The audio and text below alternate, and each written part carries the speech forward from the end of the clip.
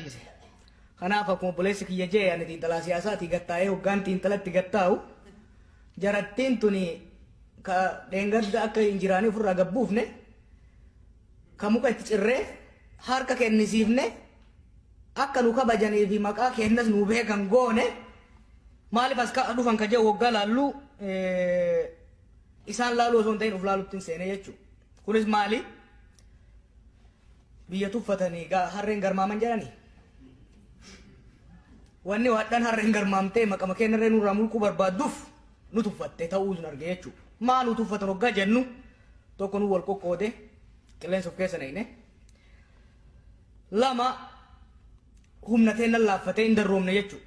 Nama darraa immoo jeedalilleen hilleettilleen itti tattaafatti jechuudha. Kanaaf warra Habashaa qofa osoo hin ta'in namoonni ollaa keenya jiranii fi wajjin jiraatan hedduun zamana asaanaa kana gama Wallaggaatiin haa taatu gama Harargeetiin haa taatu gama Arsiitiin haa taatu qottee uummata keenyarra gayaa jiru quba qabdan.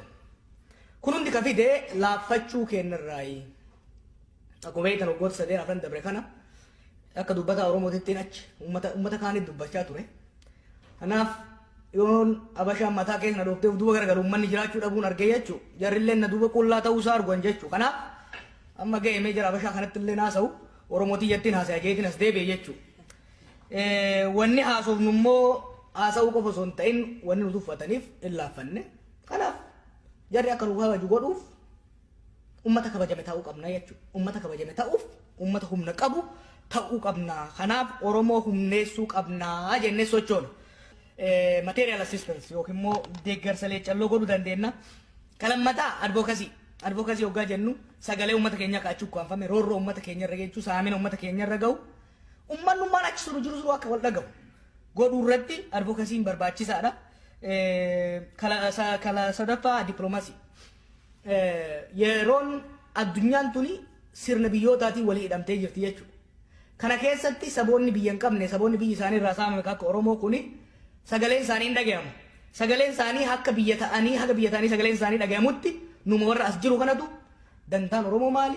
Oromoon maali? Garam deemuu barbaada? Eessa jira ka ja'u san mootummoota gurguddoo addunyaa tana funyaan qabanii deemanii hubachiisu dantaan teennaaf ta'e isaanii ta'u walitti buutu osoo hin taane ta'u waliin suduu dandeemuu dandeessu ta'uu agarsiisu humna jabaa akka qabnuu fi warra biyya saamurra nuti warra biyya jaaree nagaya buusuu danda'u ta'uu keenya agarsiisuu danda'uu qabna. Hojii dhagammaa hojjetamaa ture bifa jaarmeyoota siyaasaatiin hojjetamaa ture. Haa ta'u immoo waggaa jaarmeyoonni siyaasaa bakka bakkatti baqaqan wanni faranjiitti humnus akkasumatti addaan faca'ee kan wal sakaaluu fi wal faalleessu ta'aa deemuun kun rakkoo waan uumeef ammarraa eegallee manguddoota teenna haa taatu ijoollee asii dhalattee guddattee haa taatu dippiloomaasiin keenya bifa dantaa sabaat irratti fuulleffateen bifa namni wal dhaga'uun magaalota gurguddoo jiran irratti nama keenya jaarree deemsisuun barbaachisa. Ka sadaffaa beekumsa maddisiisu knowledge production and dissemination.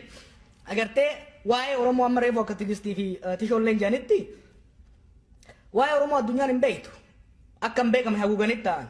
Waa'ee Oromoo kana beeksisuuf hayyoonni Oromoo baay'ee carraaqan. Waa hedduullee godhan. Haguma amma addunyaan beektu kanallee isaanii godhe.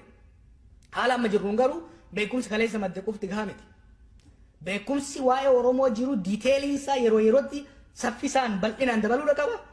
Qulqullina yookiin immoo kwaalitiin isaallee dabaluu qaba jechuudha. Keessattuu warri kaa'imman taatan warri afaan Ingiliziitiin akka gaarii barreessuu dandeettan warri sooshaal saayinsii barachuu hin qabdu. Injiinar ta'uu dandeessa, faarmaasistii ta'uu dandeessa. Waa'ee Oromoo barreessuu yoo dadhabdan immoo afaan akka tishoo saniin waraabdanii yuutuubii irra godhuun alagaan akka nuu beektu namni kennallee akka nuu beeku gargaara jechuudha.